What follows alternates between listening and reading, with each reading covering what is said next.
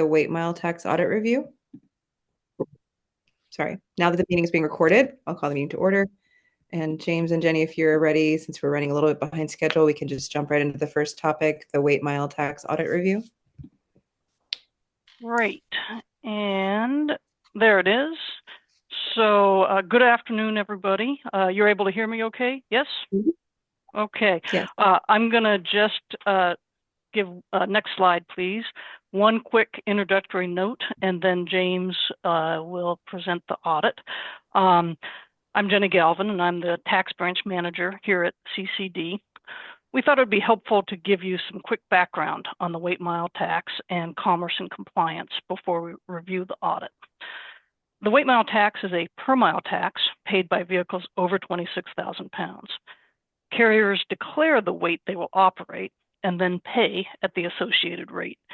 To give you a basic idea, the current rate for your standard 5-axle 80,000 pound truck is just over 25 cents a mile.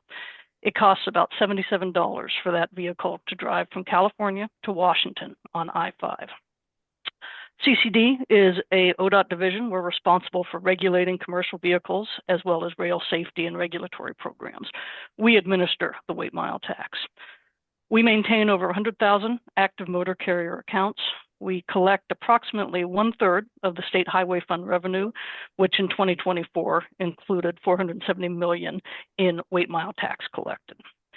Most carriers pay the tax via monthly or quarterly reporting. Some buy route-specific temporary credentials upfront. Most of the transactions occur online. Our tax branch has approximately 78 employees, which includes our compliance audit functions. You see our 2024 audit numbers on the slide there. With that, I will ask for the next slide, and I'll hand it over to James. Okay, thanks, Jenny. I'm sorry to interrupt. Jenny, did you introduce yourself? I just want to make sure that folks know kind of who you are and what it is that you do. Sure. I'm Jenny Galvin, and I am the branch manager for our commercial tax program and services here at CCD. My name is James Hansling, for those who don't know, and I'm a principal internal auditor here at ODOT, and I was the lead on this audit.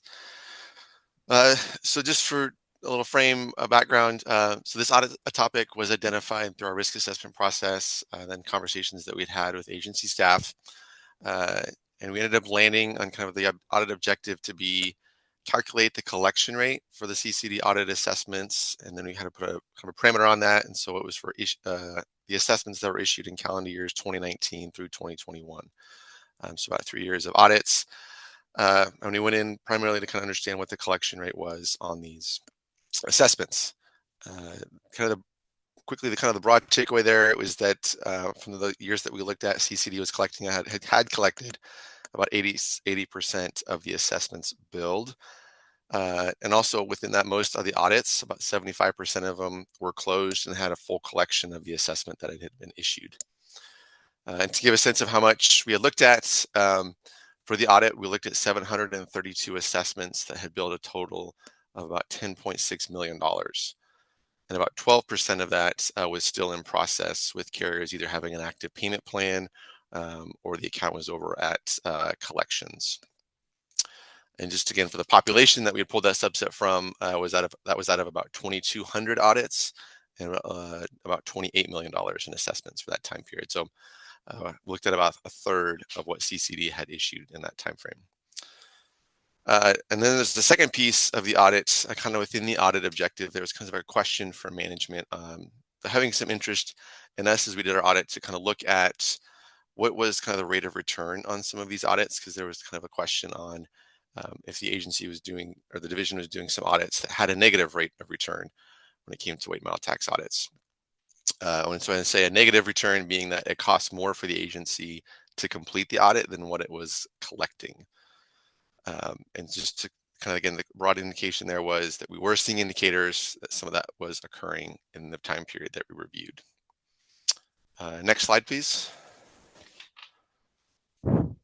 So I'll go through some of the recommendations that we made in the audit, and then kind of a little bit of context background on what it was that we found that led to that recommendation. So the first recommendation was to ensure that pre-screening sheets included documented support for why the audit should be done. For this step, it was that there's kind of centrally staff at CCD that are looking at carriers to screen them for indicators and whether or not there should be an audit. And we reviewed those to kind of see what was the support leading up to the audit, but we found that they weren't always explaining clearly why that audit should be done in terms of what was the screener seeing to say, hey, we need to do this audit. So we found about 107 of those that lacked some kind of clear notes or documentation expressing, for example, the indicators that they had saw. And so we had the recommendation to ensure that that documentation was clearly kind of capturing the why for the audit. The second recommendation, when screening carriers with kind of an auto audit, to look for additional indicators to support that the audit is warranted beyond the number of trucks in the previous audit amount. So, oh, let's see, there's a question. I can't hear you, Shauna. Sorry.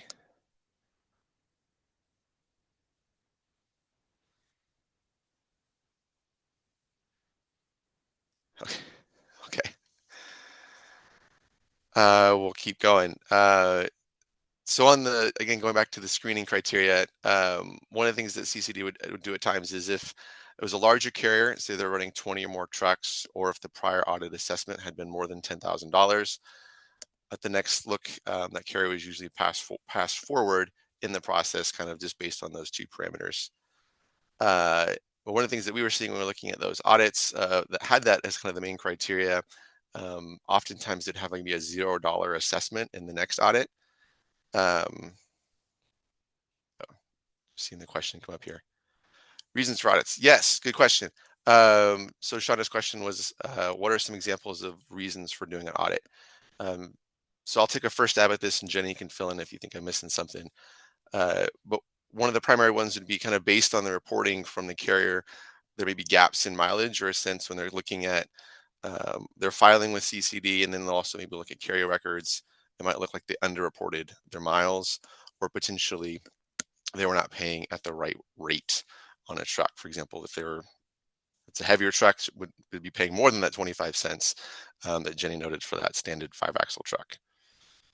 So those are some of the examples. I don't know if there's others that you can think of, Jenny, or that kind of captures it. Yes, that's good, James. Thank you. Okay. And how do they get flagged? Maybe I'll hand that to you, Jenny, to kind of explain the screening process a little bit. Sure, absolutely. Thank you. So we have a system in place to work through our carrier population, and we do it on a 2-year rotation. We get some sort of screen of all of our accounts on a 2-year rotation.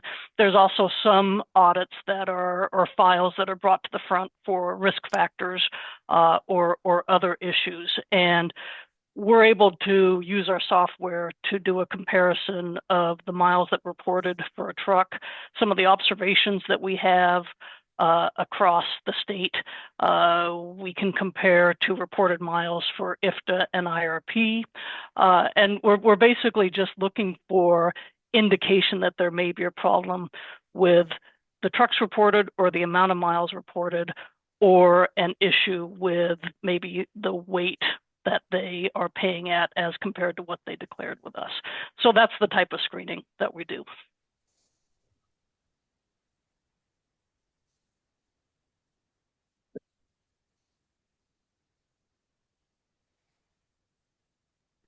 I see the question in the chat. It's asking, so your software picks up some kind of anomaly and then flags them for an audit. Our software does pick up the potential problem, and it flags it for a closer screen, not necessarily for an audit, but we have to make a judgment of if the problem appears real and sufficient to warrant an audit. But yes, that's what the software does. Oh, sorry. Paula, do you have a question? Yeah, it looks like we're piling on now at this point, but I put a question in the chat. Is this the only form or main form of enforcement that you have for the weight mile tax, is the use of these audits? James, you want me to take that one? I will let you take that one, Jenny. Yes. So the weight mile tax is designed as a self-reported tax. And I will tell you, there is a great deal of compliance with the industry. Now, what do we have for enforcement? There is some enforcement that is conducted on tax issues by our roadside compliance folks. Our goal as a division is, if there is some kind of error happening, we'd like to catch it as quickly as possible, advise the carrier, and intervene early so that it doesn't get to the point of having to do an audit. That's our goal. And there's some discrepancy systems and that sort of thing where we can see the early problems. But yes, we do have roadside enforcement on tax issues, and then we also have these audits when necessary. Jenny, can you expand on those 0 mile discrepancy type things? Oh, sure. Thanks, Amy. One of the intervention things that we have is, if, for example, a carrier says, we did not operate in Oregon in the past month, and so they give us a 0 mileage report, we have a system where we can, in an automated way, see, we seem to have your trucks running through our scales in this month, and so the 0 mileage report doesn't make sense. We do run that under human eyes just to make sure, and then we communicate out to the carrier that there's a discrepancy here, please look. So that's an example of an early intervention years before an audit might happen, to let a carrier know there looks to be a problem here, let's talk more.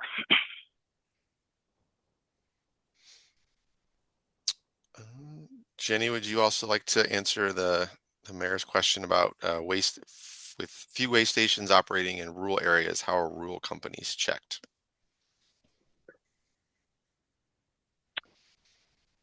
So I want to be sure to give an accurate answer, and I have to say that is not my area of expertise.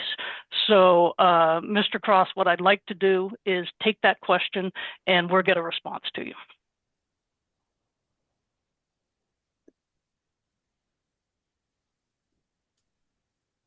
That would be perfect. Thank you.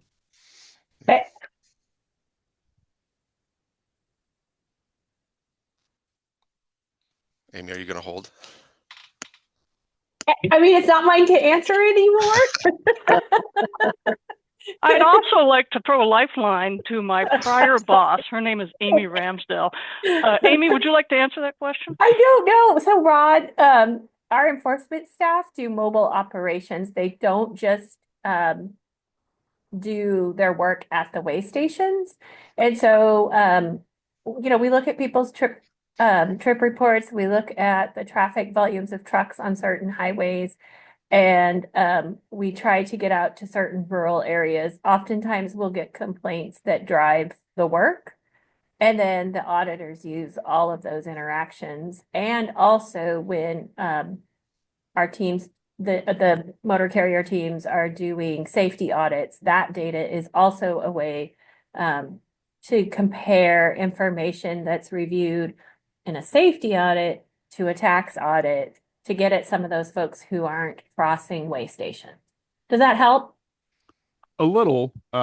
So out where I live on the coast, I've got two that I go by pretty often, and trucks, I'll be honest, I see your mobile crews out there working on them, but I don't see trucks going over them. Yeah. There is a significant bypass issue, and it's not just in Oregon. It is actually something nationwide. And I know and that's probably where we need to engage Carla Phelps, the current division administrator. But yes, trucks do bypass our way stations. And Michaela, can you add Carla in? She's on as an attendee. And one of the things that's she can talk about CCD's governor's budget and some of the work she's planning on to address those bypass issues. So we'll just set her up for that conversation. Well, and the main reason I bring it up is because of the 80% number. If it's significant if you just get 10% more. looking at the numbers later on in your slide deck here that I've looked at. That becomes a huge number that could seriously help get us back on track. Yeah, so I think we should let Carla talk about the plans for the bypass cameras that she's identified in the governor's budget. Hi, I'm on here, but oh, here we go. Sorry. I'm not in my office. I'm trying to figure out this system. All right. Yes. So to Amy's point, yes, bypass is a significant concern across the nation. Carla, do you want to introduce yourself real quickly? Sorry. Absolutely. Carla Phelps, Interim Division Administrator for the Commerce and Compliance Division. We have a proof of concept going in this spring at our Bend Way in Motion location to help with our bypass issue and help us gather data and enforcement opportunities as well. So based on the outcomes of that bypass plan, we then plan to roll that out statewide at our Way in Motion systems. And basically that will capture electronically those carriers who have been given a red light, if you will, meaning that they have to report to the station, but decide not to. And so we will have an electronic capture of them, and we can do enforcement actions based on that as if we were standing on the fog line and saw them go by. So once we have that data, that will help us really inform other opportunities as to approach the bypass issue. And I'll also add in here, we partner heavily with OSP across the state. They assist us in these bypass operations that we do, as they are able to pursue the carrier, pull them over, and redirect them back to the scale to Way. So.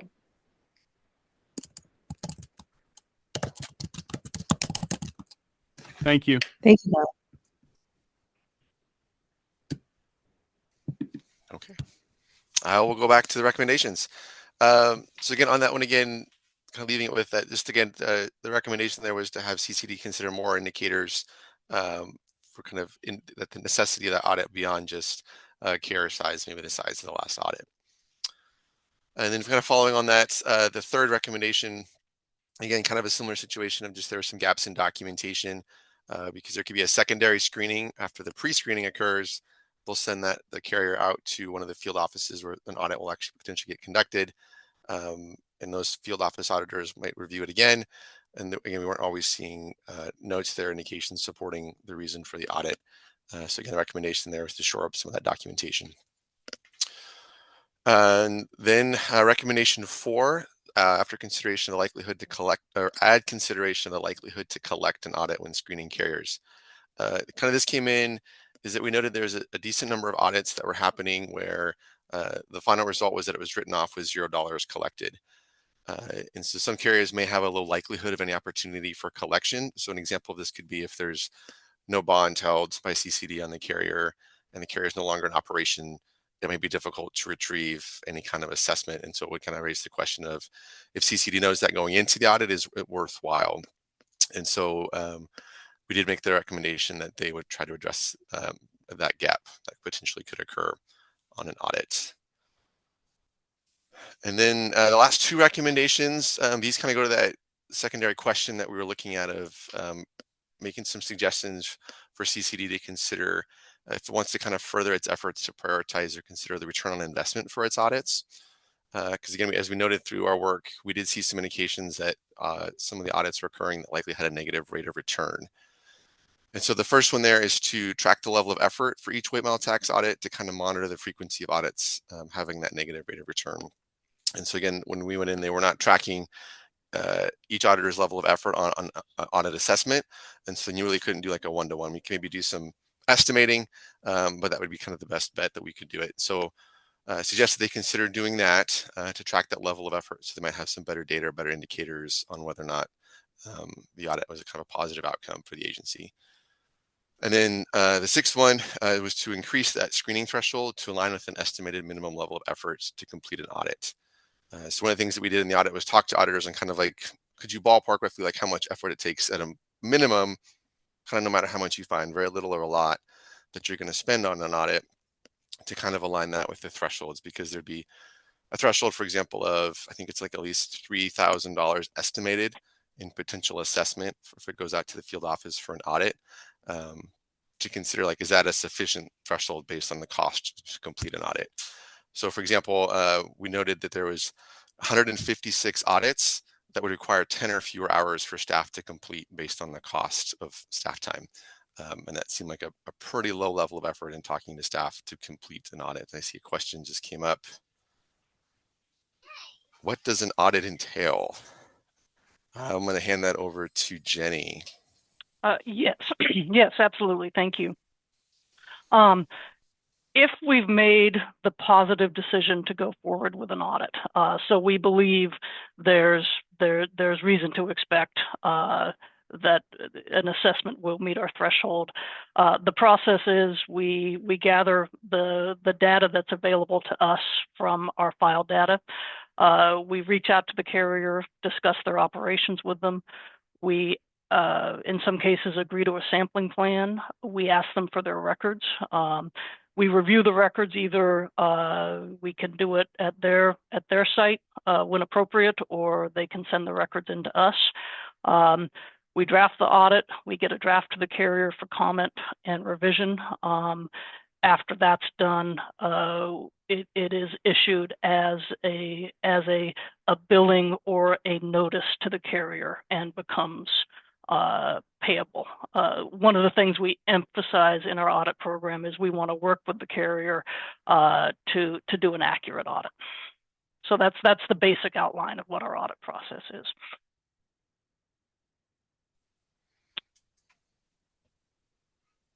And there's a question here, do we look for intent? Forgetfulness, poor record keeping, intent to avoid payments. Well, the way I would answer that is what we're looking for is underpayment that is sufficient to warrant an audit. We do, in a perfect world, we CCD would have provided all opportunities for all the education a carrier needs before it gets to an audit. That is one of our goals. There are times when the underpayment is due just to a misunderstanding. So we will provide education as a part of the audit process. Intent doesn't really change the amount of tax due. I will tell you there is a waiver process that people can ask for where they can, under an Oregon administrative rule, request a waiver of late fees, penalty, and interest. And we have an objective criteria that we use to evaluate that. So, but in some ways, the tax is the tax, but our goal is to educate people and make sure they have the tools that they need, so if they've made a mistake, they don't make it again.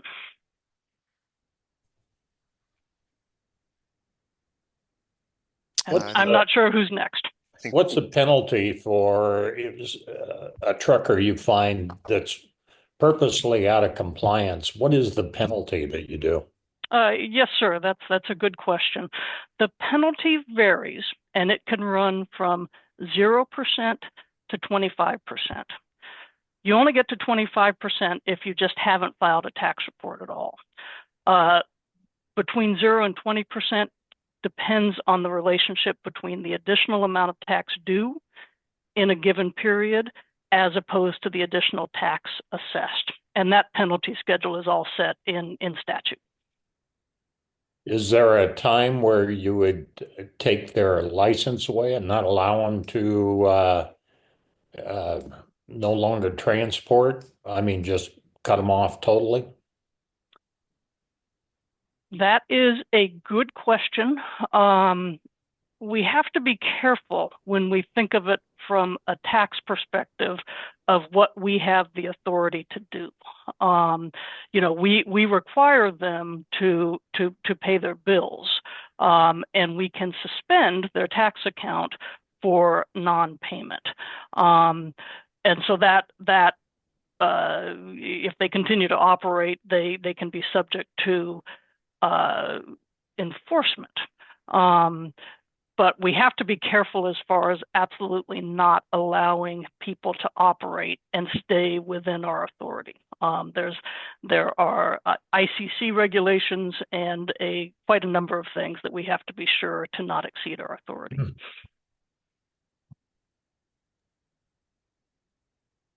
Thank you. Amy, I see your hand up. Yeah, perhaps on that enforcement side, Jenny, could you describe the weight mile tax bond program to ensure payment, and then also perhaps how that works with people who repeatedly underpay their taxes, which doesn't take away their authority, but perhaps gets the result that Ted Right. is Right. for. Thank you, Amy. Yes, we have a highway use tax bond program, and the intent of it is to provide some surety to the state that if the carrier does run up a tax bill with us, that we have a bond on file to assist with that. And one of the tools that we have, if a carrier is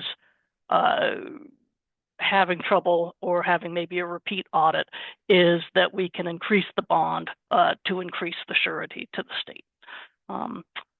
Amy, I may have forgotten the second part of your suggestion. There was a second thing you suggested I talk about. Oops, you're muted. Yeah, I think you did it. I think you're just using the tax bond as a risk mitigation tool, and so sometimes the bond is onerous, and it encourages people not to operate here if they're from out of state and not paying.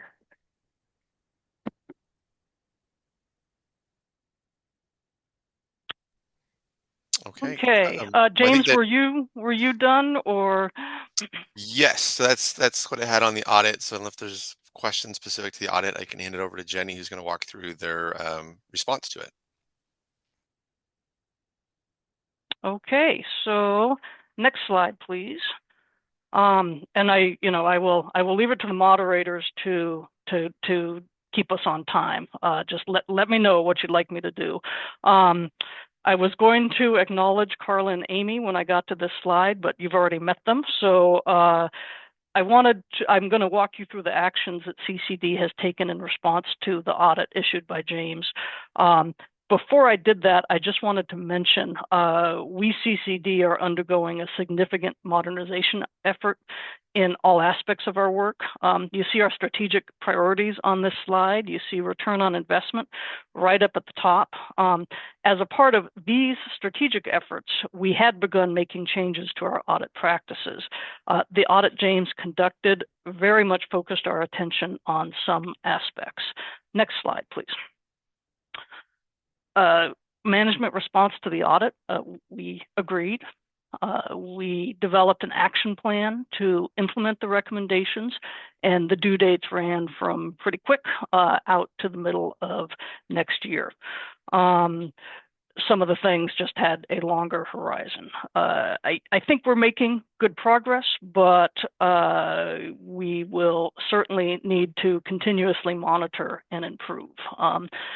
There's plenty still to do. We did form some work groups for some of the items. Next slide, please.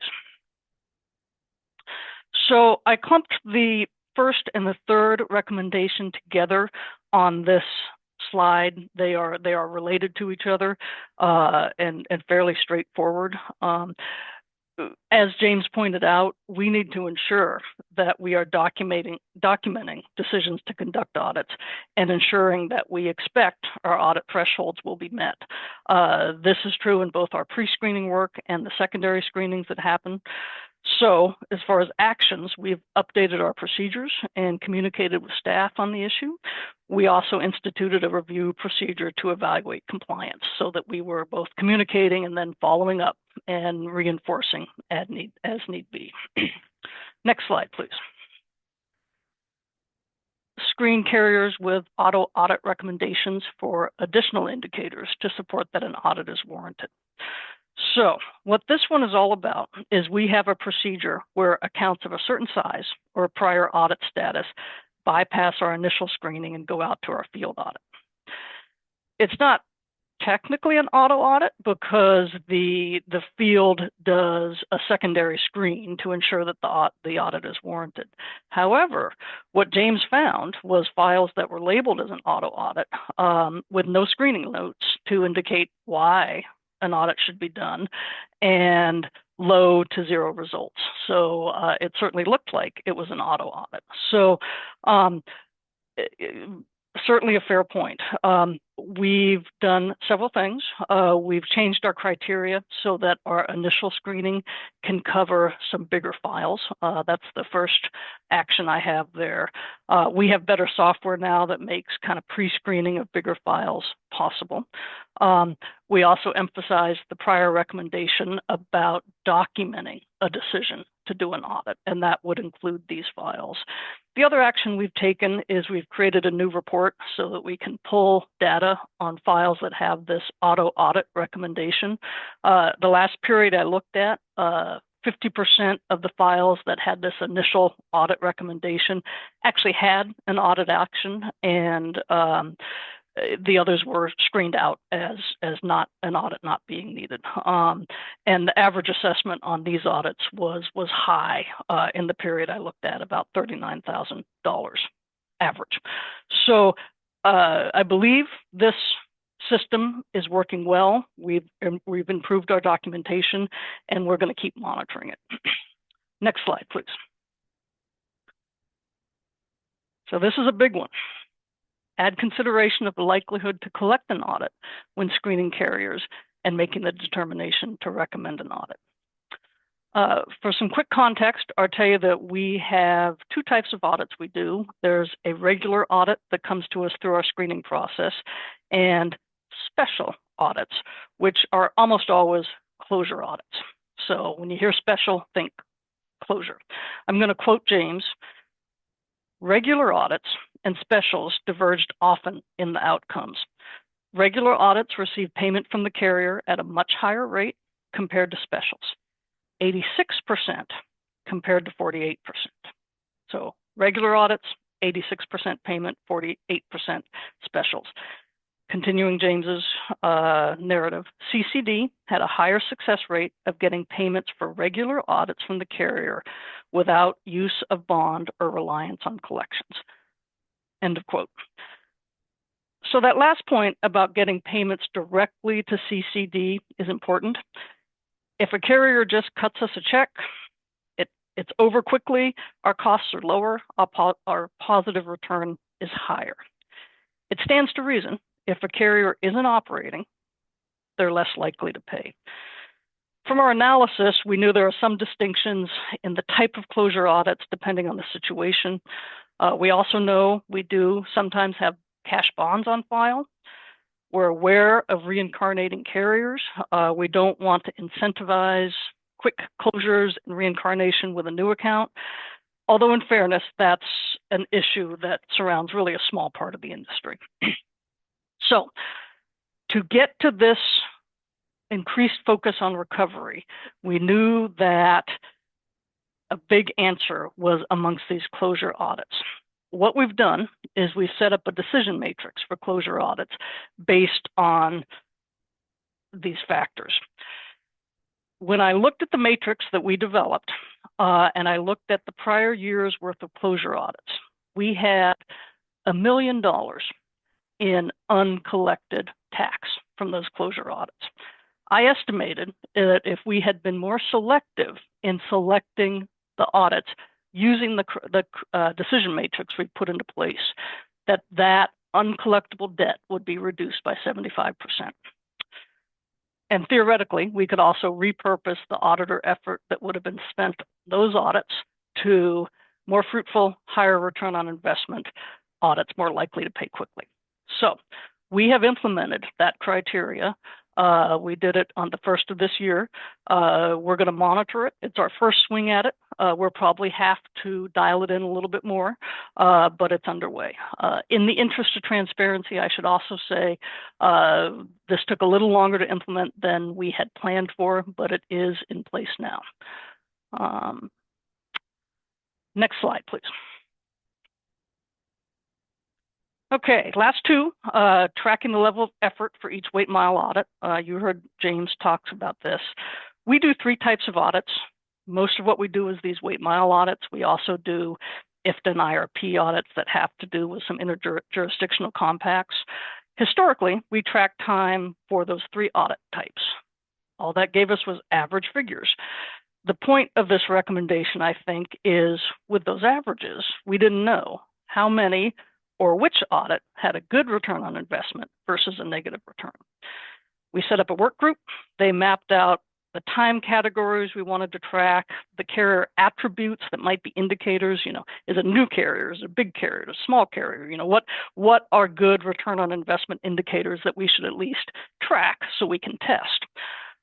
They also looked for IT solutions. We didn't find an ideal off-the-shelf solution. So we've developed a Smartsheet application in-house as of January 1st on schedule. All auditors are tracking their specific to audit time, including activities.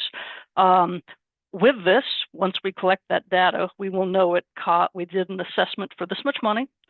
It took this many hours, and we cost that at this much. And so we'll be able to see the return on investment and then turn it around to predict it. We implemented that on schedule. We are still building out the costing model and the associated attributes so we can analyze the data, which brings me to the next slide. And this is our outstanding item. As far as thresholds, we did a couple years ago raise our threshold to $5,000, but that's just a preliminary step. We're going to collect this data, and then we're scheduled in the first part of next year to analyze it and then evaluate how we should revise our thresholds to, again, be sure that as much as possible, we're getting a good return on investment for the agency and for the state with the audit time that we spend. Next slide. And that's the end. If there's any questions, James and I are available. Ted, I see your hand up. Is that a holdover from before, or did you have a new question? No, I'm curious, where does the money you collect go? Does it go back into the highway or into the general fund? Yes, sir. It goes back into the highway fund. Thank you. Mayor Cross. I just want to make a comment that I think this is more than just valuable, especially with the discussions going on in the legislature right now about how do we fund ODOT going forward, and how do we, for example, how do we capture more money out of the just say car and truck side of things. So I think that your insights and what you've been able to find through this audit will help, hopefully, make a decision that works for all of us out here. Thank you. Shanna. Oh, we can't hear you.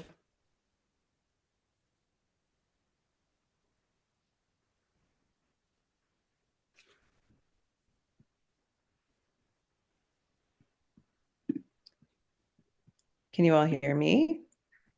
Yes, and she put in the chat that she's typing. Okay, sorry.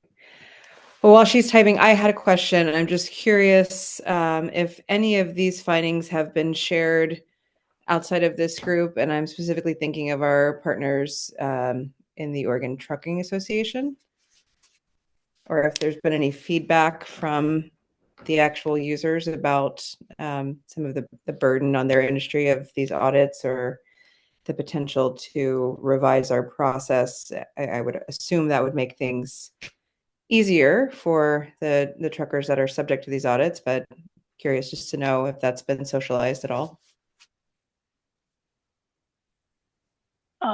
Yes, thank you, Commissioner Chapman. The audit has been posted on the public website, and I will have to go back and look if this was on a MCTAC agenda, which is our advisory council. I am not sure if we talked about it at MCTAC or not. We did. Okay, thank you, Amy. Yeah, and I think we also connected it with the tax evasion study that was also done. And right. some of those findings with them and the new approach to auditing. Thank you. Great, thank you. And I'll just read your comment, Shanna. I think this kind of assessment for ROI is really important and worth bringing to other programs. I absolutely agree. I think it's a great precedent. We're thinking about the importance of diversifying our revenue streams and the best way to make sure that we're doing that, and really thinking about ROI in all of our monitoring and evaluation. I think we've been talking a lot about audits, and not everyone realizes how expensive it is to do an audit or to do a research project, a study.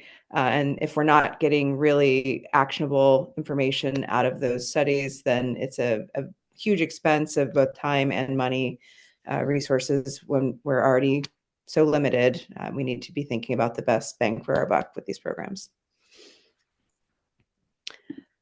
All right, I don't see any other hands. So unless anyone else would like to ask a question of James and Jenny, thank you both.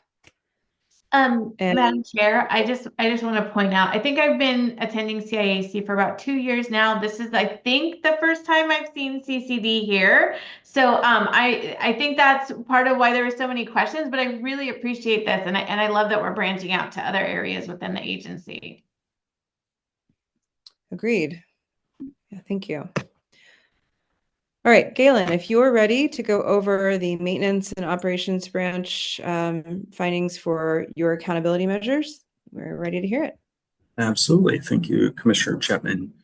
I'm Galen McGill. I'm the State Maintenance and Operations Engineer at ODOT. I've been in this role almost 3 years now, and when I was selected for the role, I was given the challenge to kind of do a top-to-bottom assessment of the maintenance program, not because anything was necessarily broken with the program. We have a strong maintenance program, but I think looking forward to the challenge we were going to be facing with the declining pavement conditions, declining asset conditions, and just overall desire to have better tools for management of the program and for transparency and reporting accomplishments in the maintenance program. We have a need to kind of look at how we're doing things and see where we can find room for improvement. So I'll be presenting to you today on a number of those assessments we've completed in different areas of the program. Some of the tools we're putting together to help us really measure performance of the maintenance program and kind of where we're going next. So, but to start with, next slide, I want to do a little bit of discussion around just overview of the maintenance program. I know most people have a basic idea of what we do in maintenance. Certainly maintaining the system, all those transportation assets. But I sometimes don't know that people understand some of the operational roles there, like responding to incidents and dealing with emergencies, and all of that lands on our maintenance staff to deal with those kinds of things that happen on a day-to-day basis, and then as well as some of the support functions, managing all of our equipment, managing all of our facilities, managing some of the human-caused issues on the system, whether that's camp litter, graffiti, or a growing issue around vandalism and theft. So all of those things kind of land in the maintenance program, and I guess the main point I want to make with that is it's kind of a mix of planned work. And so as we look forward to performance metrics and how we measure the program, one of the challenges is every day is a triage situation for a maintenance manager. They're looking at what happened today, what they need to respond to that might interrupt their planned work, planned repair work, that sort of thing. So it's kind of that constant tension between those. Just responding to incidents, for example, 25,000 crashes on the state highway system a year we respond to. That pulls maintenance people. I mean, areas we do have some dedicated incident responders, but many other areas we're pulling our maintenance people off of maintenance activities to go deal with an incident on the system and clear that. So just to give you a feel for that level of that impact, I think over 100,000 different types of things, if you include crashes, dead animals, debris, other kinds of things that we respond to on the system. So next slide, we're distributed across the state. And if there is a strength in the maintenance program, it is in its people. They work in the communities that they live in. They are passionate about the work. I know most of the maintenance managers across the state, they're very passionate for the section of roads they're responsible for. They care about it. Their family, their friends are driving on those roads, and they care very much about the level of service that they provide. So it's a statewide program. a lot of different people in every corner of the state. Next slide. So one of the other views of this is just kind of where the money goes. And I'll use this to make the point again about this mix of reactive versus proactive work. There's just a lot of that. I think winter operations is really, you can see some of the bigger pieces there. Winter operations where we deal with the response to storms, where the road bridge traffic stuff is more. There is a little bit of response activity there too, responding to a traffic signal that's not functioning, but a lot of that is more of the planned work, dealing with our pavements and dealing with our bridges and those sorts of things. But I will highlight the emergency repair segment there too. It's a large and growing section of our work was dealing the larger storms we're seeing, the increased damage to the system.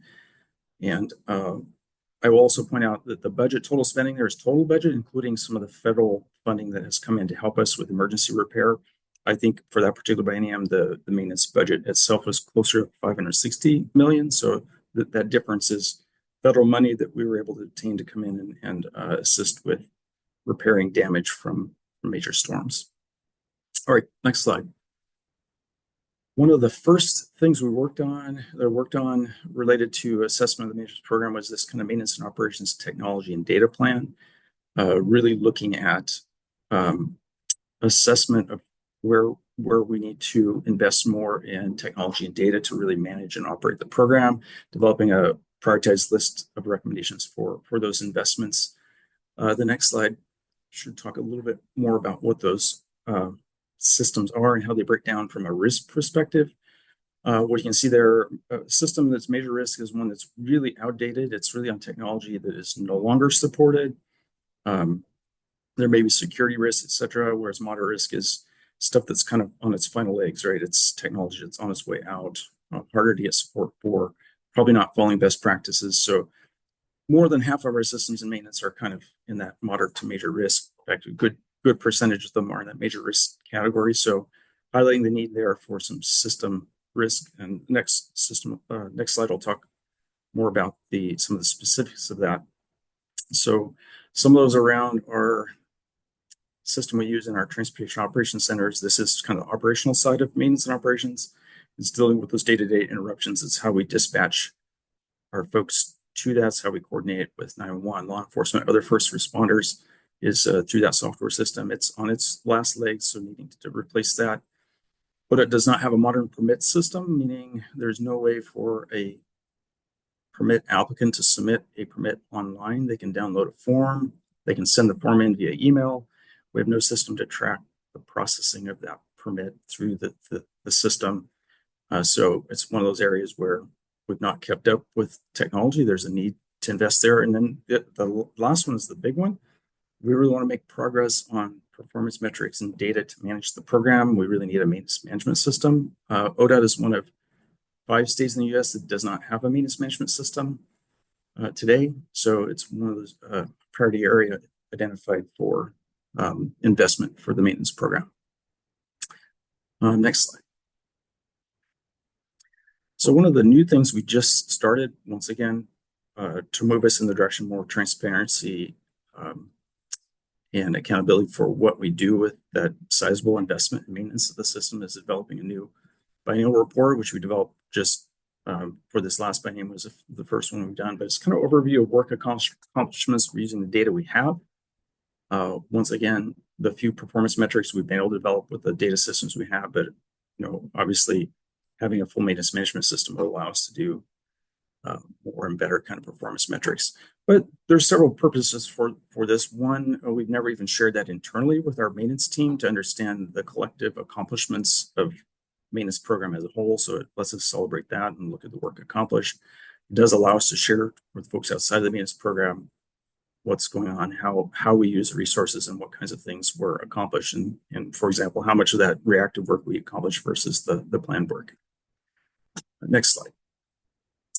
I didn't want to spend a lot of time on, but one of the pages from the report is just dealing with that kind of emergency response piece. So some data about where money went in terms of dealing with emergencies that happened in that last in that 21-23 biennium.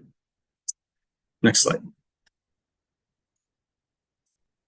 So this is the real full assessment of the program was we did through a contract with Dye Management, and we brought them on board to do this kind of top to bottom assessment of the program. We're looking at the ODOT program compared to national benchmarks, other state DOT maintenance programs, and with the real idea of finding opportunities for improvement and to prioritize those opportunities into an implementation plan. So we just finished that this last summer. Next slide. So the work that I did kind of broke it down into this maintenance life cycle, looked at every aspect of the maintenance life cycle from planning clear through evaluating, look for opportunities to improve. So it covered those really those 10 areas. 11th area was the added one. We added as a special interest area to really look at right sizing our fleet technician staffing to the amount of fleet we're managing as an agency. So it was kind of a special task, but the other 10 really cover all aspects of managing a maintenance program and looked at areas to improve. Next slide. So some of the near-term action items that we're working on currently, and there's a lot more in the plan to work on in the future, but one is trying to move towards a performance-based budget model, which means building a maintenance budget based on targets for what we want to accomplish with certain asset conditions. That's not an easy thing to get to, and probably until we get a full maintenance management system, won't be able to fully implement that, but we're trying to take steps in the direction of knowing how and why we allocate our maintenance budget where we do. Once again, we still have to react to what happens. So there's always that kind of triage approach where we can plan certain things, but we may spend differently because of things that happen. One of the things we're working on right now is bringing back, we used to have, it kind of got paused a few years ago, but we need to bring back a maintenance condition assessment. This is a tool to, on an annual basis, review whether or not we're meeting our targets for our maintenance program. It's kind of that report card, feedback loop. We looked at the life cycle. It's kind of that evaluation part that can feed back into the next year's planning cycle. Also looking at inventory.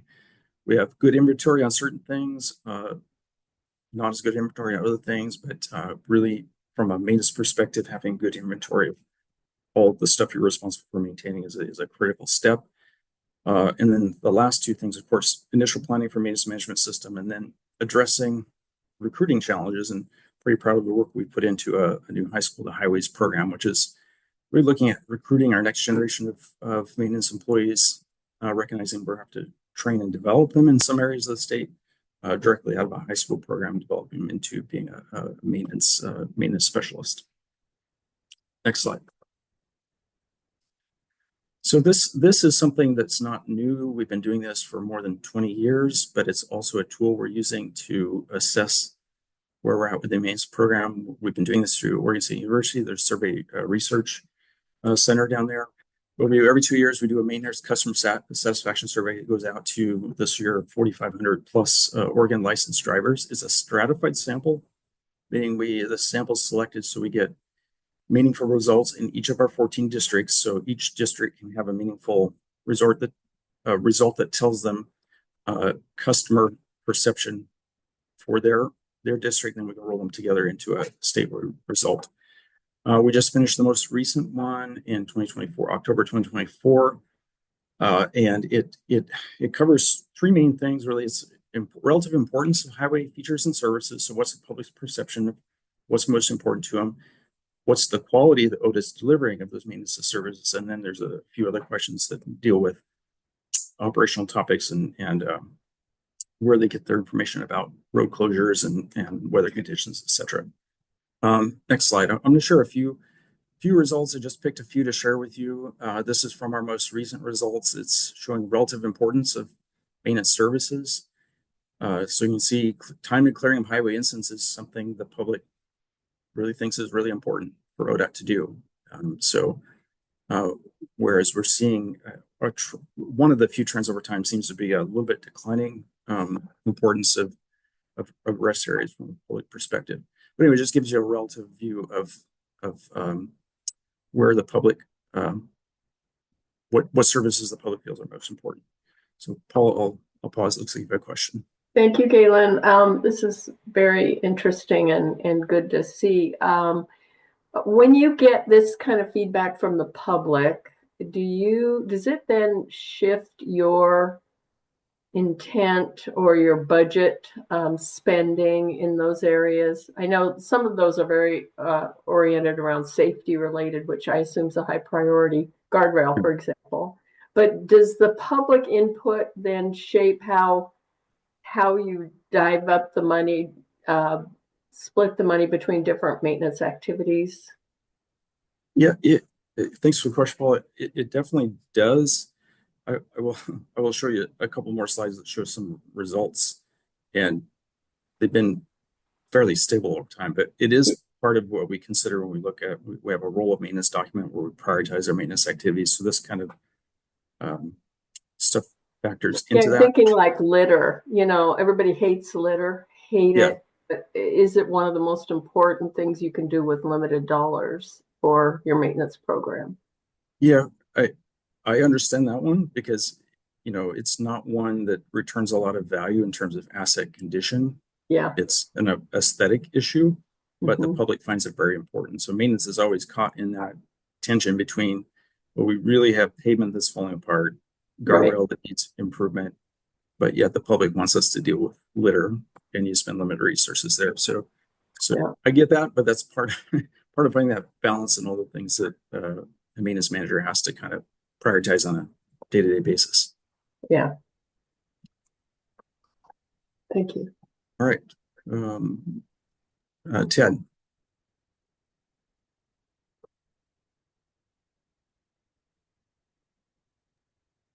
We can't hear you, Ted.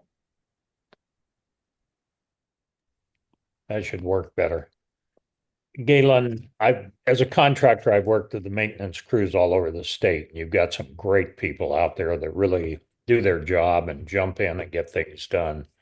And kudos to them because they do a great job. One question I have is most or a lot of the maintenance problems you have are due to accidents and cars, trucks running into railing or other things. How big an effort does the state make to go back to the insurance companies or to the drivers to collect the money for the cost of maintenance to get things back in order? Oh, great question, Ted. We have a very big program. It's called our Charge Against Others program, CAO program.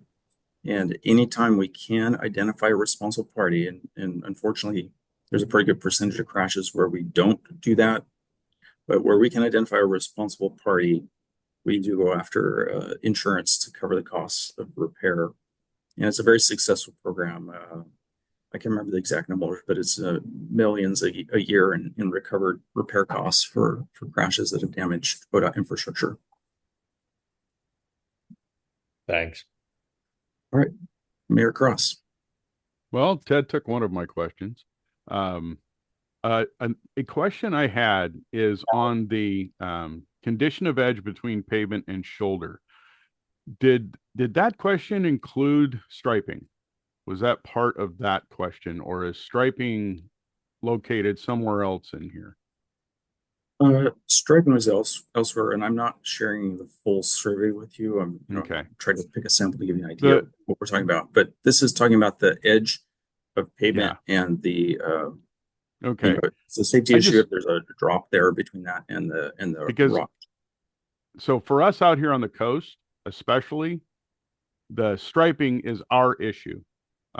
Because if you're driving at night out here with any sort of weather, let's just say that and it's not just ODOT, okay? It's everybody. Striping seems to be on, looks great for the 2 months in the summer, and then by the time you get to December, what striping?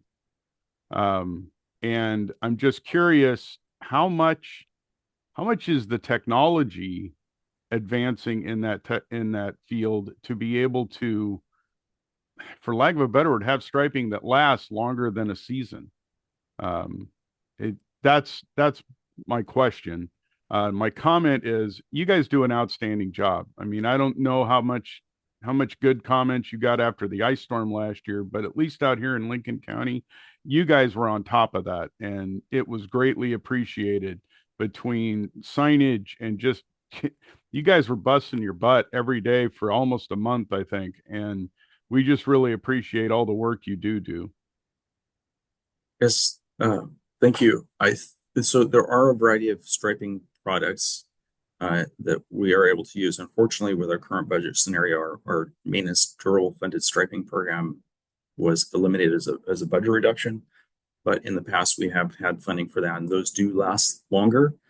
So there's a variety of different products from, a high build paint to some of the more durable thermoplastic type products that will last longer, applied in the right area, right? So some of these products, unless you inset them or something, aren't going to work in a snow area where you have a lot of snow plows because they can be damaged and they're an expensive investment to have that happen to them. So we have a very robust striping plan. We're a very active striping managers group that really plan out our striping product, but Oregon has some challenging environmental issues to deal with from a striping perspective, for sure. All right, next slide. I just had a couple example of this is overall satisfaction maintenance. I'm showing you multiple years of results here, going back to spring of 2000. So you can see there's not a ton of variation, maybe a slight decline. This is something I was particularly interested in because what happened before this survey, at the very beginning of this biennium, there's a lot of news articles around ODOT reduction in budget for winter maintenance. And I was just wondering what kind of effect that would have on the public survey. So it's a little bit decline overall. Let's look at the next slide because that one was specific on snow and ice removal quality of performance. And once again, not maybe as much as I might have thought we'd see given the media coverage of ODOT's reduced. Of course, that was partially blunted by an investment by the legislature and some general funding to help prop up our winter maintenance budget for this biennium. But once again, a little bit of decline, but kind of reasonably consistent results over time. All right, next slide.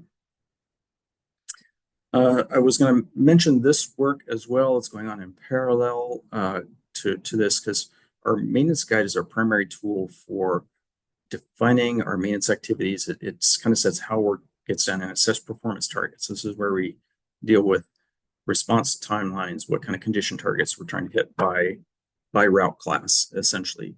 So we're doing a first major update on this document since the last major update was 2004. So a lot of work in this document to help reset and modernize our approach to our maintenance activities and targets for those activities. Next slide.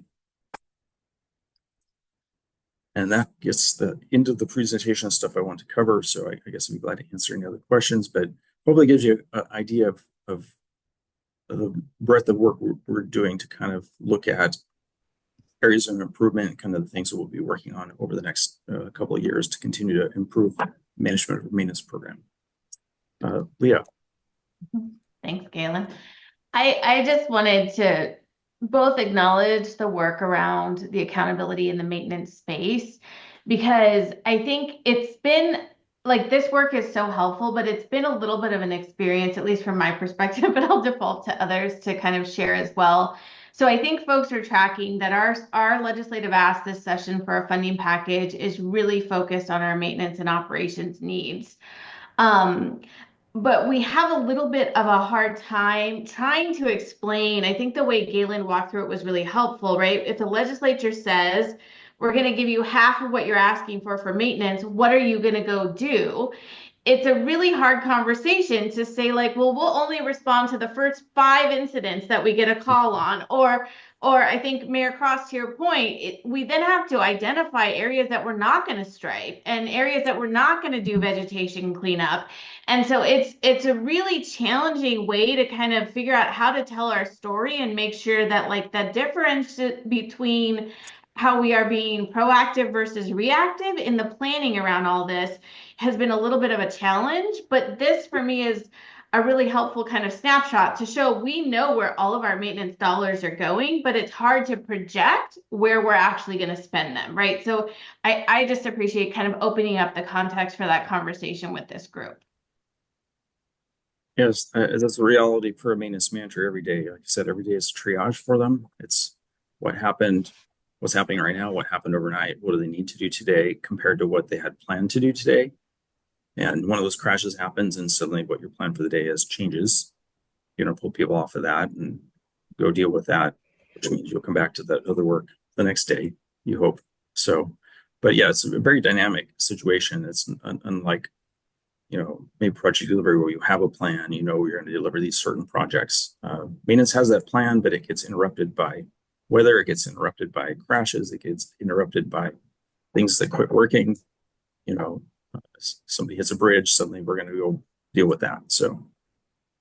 And I assume any kind of abnormal or extreme winter weather will dictate how much money you have left to do other things. Absolutely. The rest of the year. The weather doesn't know what our budget for winter maintenance is. It doesn't care. For sure. Well, thank you, Galen. I appreciate that presentation, and triage is exactly the word that I was thinking of when I have to try to summarize this and report out to my fellow commissioners. Just wanted to read a question from the chat to make sure we get on the record. Does the legislature understand this? And then the response was, yes, Galen and I put it in our operations request. I've been working with the CIO to ensure it is on the Joint Committee on Information Technologies approved list in case we get the funding. Oops. That's an oops on my part. I think I received a direct question. And so I was asking. Sorry. I'm sorry, I did that. I was asking if the maintenance budget was if the maintenance management system development is in this upcoming biennial request. Yes. Yeah, definitely, it's in the budget request, and we'll take that to have the funding to spend on it. So got it. Thanks. And Galen I would add Galen's plan allows our CIO to get it on a different group that I have mentioned there. So we've got to hit it from not just the Joint Transportation Commission, those who oversee all IT projects as well. Yeah, that was actually a question I had as well, knowing that we're one of only 5 states, I think you said, that doesn't have this system in place is pretty urgent for us to address this, and recognizing the clear return on investment of this kind of a technology investment, I think is something that our legislators are well aware of. Yeah. Mayor Cross, I see your hand. Let me clarify one point on that too, because we do have something we call a maintenance management system. So if you hear ODOT refer to that, it's really just it's a management accounting system. It's really how our maintenance people put in their time. So we are able to track activity, I guess, but it's not a true maintenance management system, meaning you can issue work orders, you can track deferred maintenance, you can do maintenance planning work. So I did feel I need to kind of clarify that, because you might hear ODOT talk about a maintenance management system, but it's a little bit mislabeled. It's really just our accounting system. Got it. Thank you. Mayor Cross. Well, I'm just going to piggyback a little bit on Shauna's question, because one of the things that with the Joint Committee on Transportation that I see is, how do I say this? And this is probably not going to be politically correct, but that's okay. I'm not running for re-election. So it seems to me that most of them, when I've been to one of their meetings or have watched it, is they want, for lack of a better word, stuff done in their areas, instead of looking at what is best for the entire state. And for me, I would say maintenance has to come number one over new projects, over all the other things that seem to be trying to get lumped into our transportation bills. And how do we get that through? Because the thing I don't want to see them do is shortchange the maintenance budget, because all that does is push problems down the road to where you end up doing a hell of a lot more for a hell of a lot more money 5-6 years down the road than if we just keep our maintenance up every year. And I think that, I know it's, as we say in politics, it's not sexy, but it's the reality. And how do we get the legislature to understand that? part of it, that I would rather, at least for me, I'd rather see a very robust maintenance budget than I would see, I'll just say it because it's probably sitting out there, a new bridge over the Columbia. There, I've said it. Oh my gosh. Yeah, if I could just add, we in Washington State created a maintenance accountability plan, which was our maintenance management system a number of years ago. And having that tool implemented really allowed us then to show the legislature for the amount of money that they're providing for maintenance activities. And we had all of our 32 activities lined up. This is the kind of condition or results that you can expect. And they didn't we were using the old level of service A through D kind of signatory. And we would show them that if you're holding snow and ice control at a certain standard and at all costs, we will keep the pavements bare and wet, then this is what your culverts, ditches, all of those kinds of things will be. And they said that's not acceptable. And we then were able to show them, okay, if you invest more, we can spend the money on these areas. And it was really a great negotiating tool. And I believe the agency's still using that, and the legislature understands what outcomes and performance maintenance will give based on the dollars they put into it. But they understood that direct linkage pretty quickly. Thanks, Paula. That was actually one of the examples that was shared with me when I started this job, saying we need something that looks like that. That being said, talking with my peers in Washington, they have some similar challenges that we do. Oh yeah, they don't put enough money in either. Yeah, maintaining maintenance funding. So I appreciate those comments, because I think, the projects are interesting, but I think that at the main point of the day, the assets spend the bulk of their life, the vast majority of their life, under maintenance. The projects are just such a short time. The projects are important, but we do have to adequately fund that ongoing maintenance of the system. I just want to add in this conversation, which is really helpful, that I think the legislature understands most of this. I think they understand and are tracking a lot of this. I think one of the biggest, I'll just call it a win for us over the last couple of years, has been the fact that this is the first funding package that we have engaged in that does not have projects at the forefront. And so to that end, the legislature has acknowledged, okay, wait a second, you guys really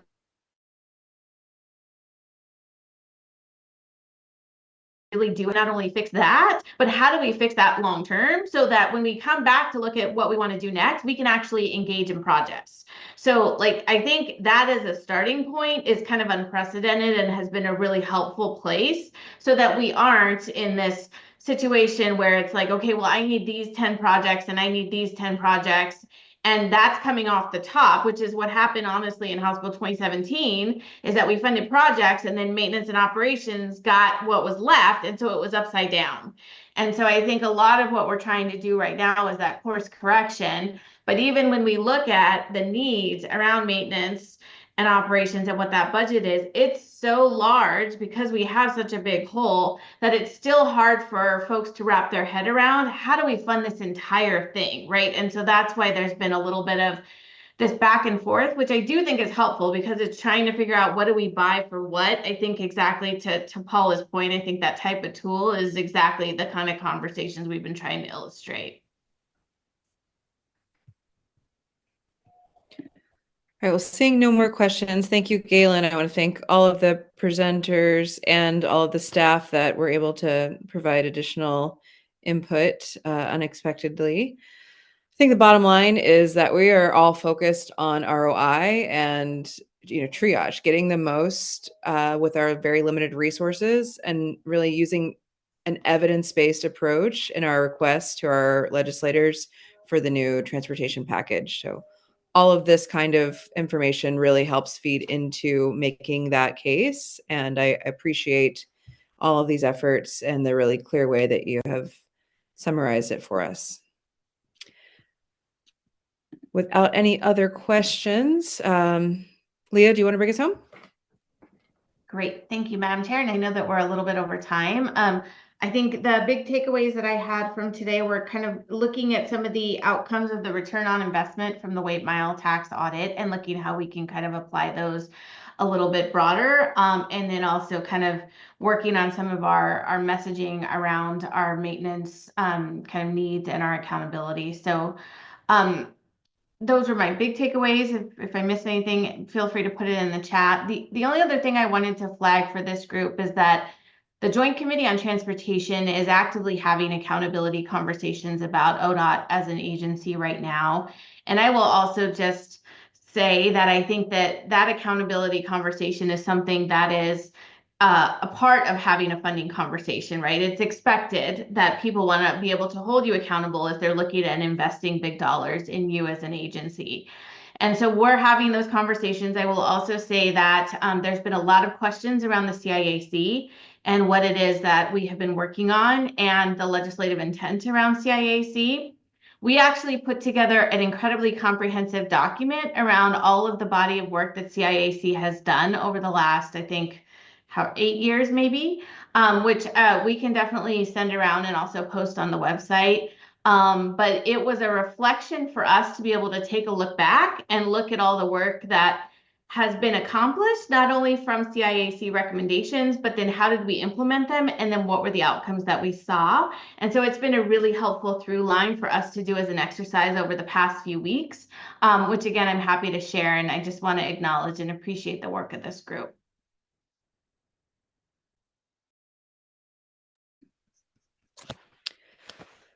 Agreed. Thank you, Leah. And since we are over time, if there are no further questions, last call. Okay, meeting is adjourned. Thank you all. Thank you.